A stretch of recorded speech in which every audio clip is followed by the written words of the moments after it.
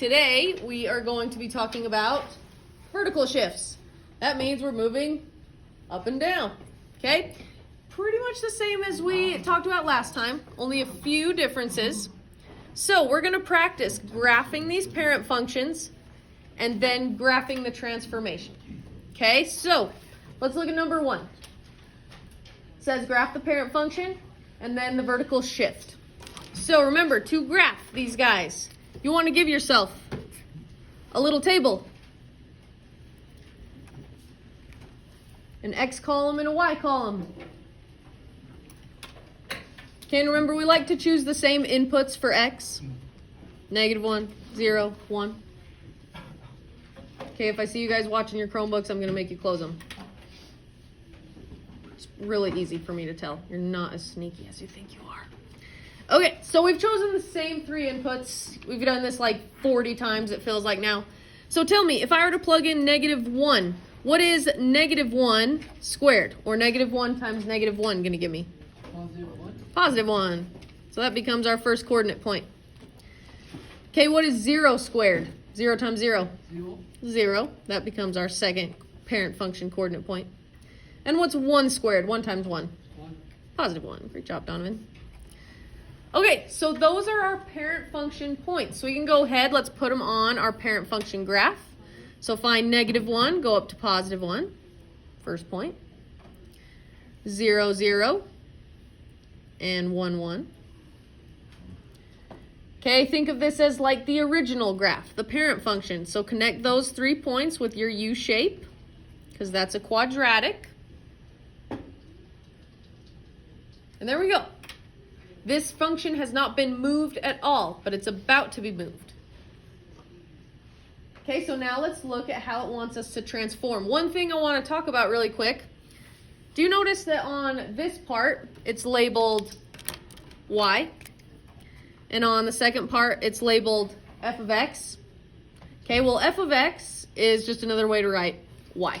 So I did that on purpose. Don't get confused if you ever see f of x. It's literally just another way to write y. Sound good? Okay, so do you guys see any parentheses in our transformed function? Nope, no parentheses. So let's put that note on our paper. Outside or no parentheses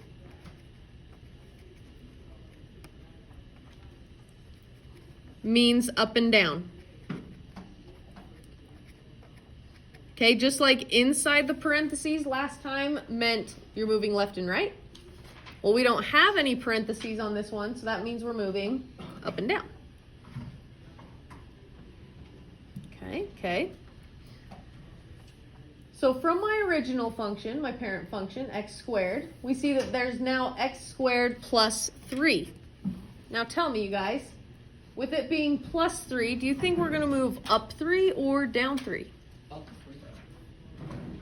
Someone would say up, someone would say down, because last time it was confusing, right? We did the opposite. Well, guess what? With up and down, it's not confusing. Oh. With addition, you're going up. That's great. That's great. Yep. Pretty nice. Okay, so now it's super easy. We're just going to take these 3 points. In fact, let's put them on our graph.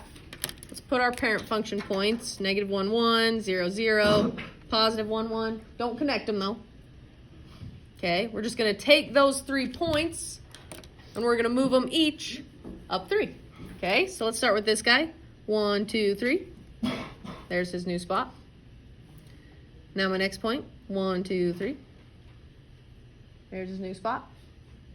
And my last point. 1, 2, 3. There we go. And there's my new transformed function. Okay, it started right there, and it moved up 3. Okay, one more thing I want you guys to do. Remember from last time, we need to figure out this graph's end behavior. Okay, this is that super annoying sentence that kind of stays the same. We're basically saying, where are the arrows pointing? Okay, so with end behavior, remember, as x approaches negative infinity. We'll just say y. What is y doing? What's my function doing? Meaning, as you're looking this way, as we're going towards negative infinity, where's my arrow going? Up or down? It's going up. So it's going to positive infinity. So as you're looking that way, my arrow is going up, which means positive infinity. Okay, now we got to look the other way. As x approaches, or we look towards positive infinity, what's my arrow doing? What's my function doing? Where's my arrow pointing when we look that way? It's also going up. So positive infinity.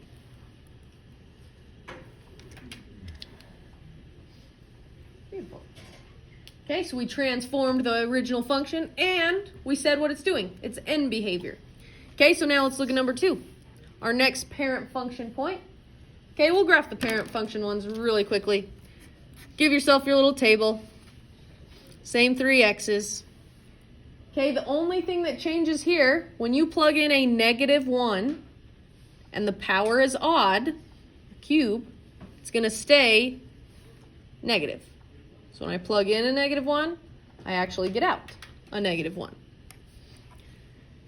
Okay, well if I plug in a 0, I'm still going to get a 0. And if I plug in a +1, I'd still get a +1. Okay, so let's put those guys on our graph. -1, -1. 0, 0. +1, +1. Sorry, my hand-drawn graphs are not super even.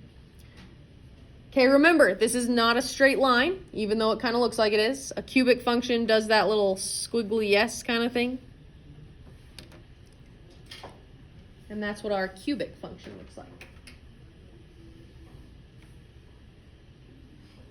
Okay, that's our parent function, our original function. Before we even decide how it's going to move, let's go ahead and put those points again on our next graph. -1, 1, 0, 0, +1, 1. Okay, now let's decide how do we want, or how is it asking us to move these 3 points? Look at subtract 4. What do you guys think? Are we going to move up 4 or down 4? Down 4. Down 4. Remember, no parentheses. Parentheses are the ones trying to confuse you. Think opposite inside the parentheses. But since there are no parentheses here, we're just going down 4. Okay, so let's take each one of those points, move them down 4. My first point, 1, 2, 3, 4. It's going to end right there. My next point, 1, 2, 3, 4. End right there. And my last point, 1, 2, 3, 4. Right there. Again, kind of looks like it wants to be a straight line, but it's not. Cubic functions are kind of squiggly. Looks like that. Goes on to infinity. Yep. Goes on forever and ever. Okay, let's decide the end behavior now. So we have as x approaches negative infinity, meaning as we're looking that way, where is my arrow pointing? Up or down? Down. It's going down. So y is going to negative infinity as well. As we look to the left, my arrow's going down. That's basically what that's saying. Okay, now as we look to the right, as x approaches positive infinity, so as we're looking this way, where's my arrow pointing? Up or down? Up. Up. So that's also going to positive infinity. Okay. Nice. Awesome job, you guys. Okay, flip your paper over. Okay, now we have our quartic function to the 4th power. Okay, again, we'll graph the parent function ones really quickly. X, y, same inputs, -1, 0, and 1. Now, what would I get out if I plug those in? Well, -1 to the power of anything even is going to give me +1. 0, I plug in, 0 to the anything power is 0. And +1 would still be positive 1. Boom. There are my 3 parent function points. If I were to plug those into that function. Okay, so let's put them on our graph. -1, positive 1, 0, 0, and positive 1, positive 1. Okay, and remember that the quartic kind of creates this little like U shape, or W, not a U, W, double U. That all kind of look like a tube.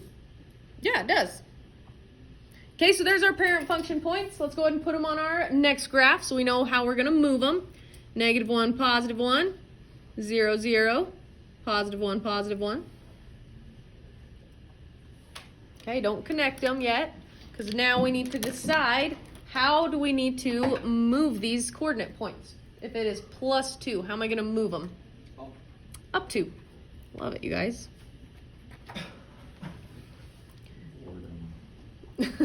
That's good. I can take it up a notch. Okay? No. So if I'm going to take each one of these points, I'm going to move them up 2. 1, 2. Boom. New spot. 1, 2. New spot. And 1, 2. New spot. Okay, now connect those points. Make it your little W or tooth, however you want to think of it.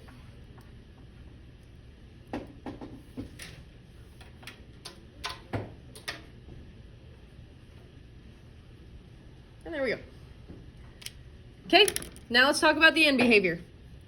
As x approaches negative infinity, and yes, I want you to write this all out, comma, what is my y doing? Meaning, as I'm looking to the left, where's my arrow pointing? Up or down? Up. Up. So it's going to positive infinity. It's going up for forever. That's what that's saying. Okay, now we got to look the other way. So we write as x approaches positive infinity, meaning we're looking to the right. What's my arrow doing? What's my function doing? Is it going up or down? It's also going up. It's positive infinity again.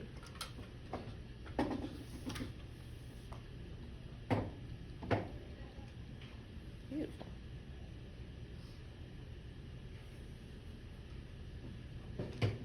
Okay. Last one we have to graph. Okay, now we have an absolute value function, you guys. So, let's go ahead and graph our parent function points. Same thing, super repetitive. That's okay. If you're super bored, you're super good at it then. -1, 0, positive 1. Okay, remember the absolute value means the distance from 0. So, if I were on a number line, -1 is 1 space from 0. 0 is 0 spaces from 0. And positive 1 is 1 space from 0. So that's why you're always going to get positives out of an absolute value. Never a negative. Okay, put them on your graph. -1, positive 1. 0, 0. And positive 1, positive 1. Okay, and you're like, these are the exact same points on my 4th power function and my quadratic function. But remember, an absolute value is that perfect V shape. V shape.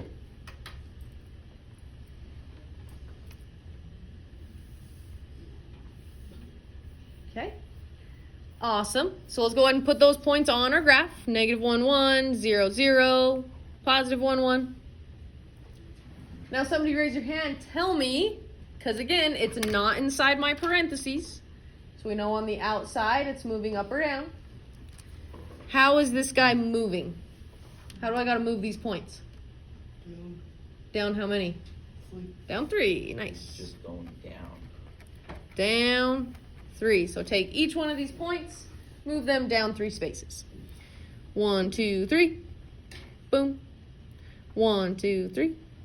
Right there. And 1, 2, 3. Now go ahead and connect those points with your V shape arrows at the end.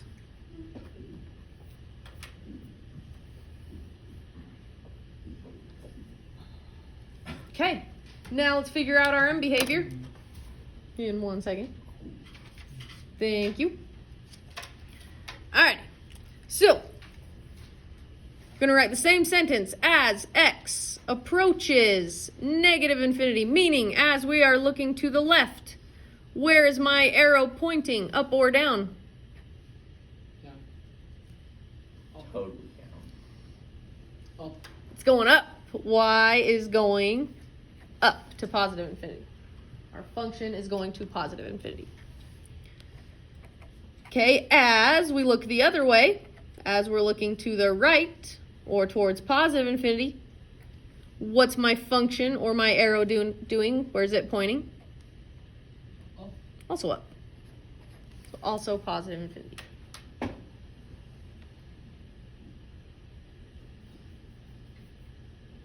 Nice.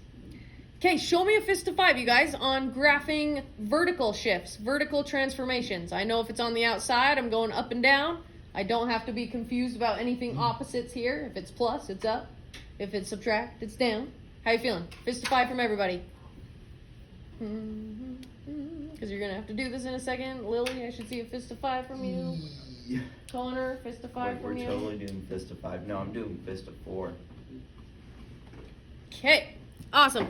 Last few examples, just like on our starter, you guys. It says, explain how the following functions have been transformed. So literally, we are doing the exact same thing on our function, or on our starter, excuse me. So, I have an x squared minus 4. Based on this minus 4, how has this original x squared been transformed? How did this guy move? Jameson? Down 4. Down 4. And it's that easy. What about my cubic function? How did that guy move? Up 3. Up 3. Great job. What about my quartic function? Up 2. Up 2. Beautiful. And lastly, what about my absolute function? Up 5. It's absolute. Up 5.